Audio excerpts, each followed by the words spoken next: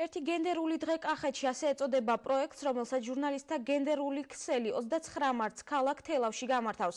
აღნიშნული პროექტის ფარგლებში რამდენიმე აქტივობა დაგეგმილი, მათ შორის drift show, რომელშიც მონაწილეობა ქალებთან ერთად მამაკაცებსაც შეუძლიათ. პროექტის ფარგლებში მოეწყობა ასევე მეწარმე ქალების ნამუშევრების გამოფენა, გაყიდვა და გაკეთდება გენდერული ხეივანი, სადაც 50 ძირი ხე დაირღვება.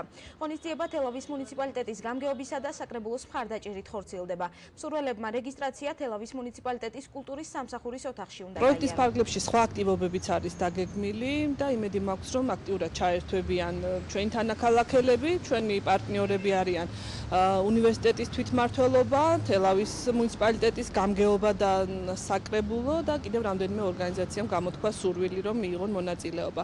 მე თხოვნით მიმართავ თელავში არსებული ავტოსკოლების ხელმძღვანელებს, რომ იქნებ თავისი წარმომადგენელი გამოგვიგზავნონ drift show-ში მონაწილეობის მისაღებად. ასაკი არის შეუზღუდავი, მე თვითონაც მონაწილეობ. როგორც მოგეხსენებათ, თელავში ძალიან მომრავლ და პროფესიონალი ქალი მძღოლები და ჩვენი ძალიან დიდი სურვილია მამაკაცებს დაუმტკიცოთ, რომ არანაკლებები ვართ.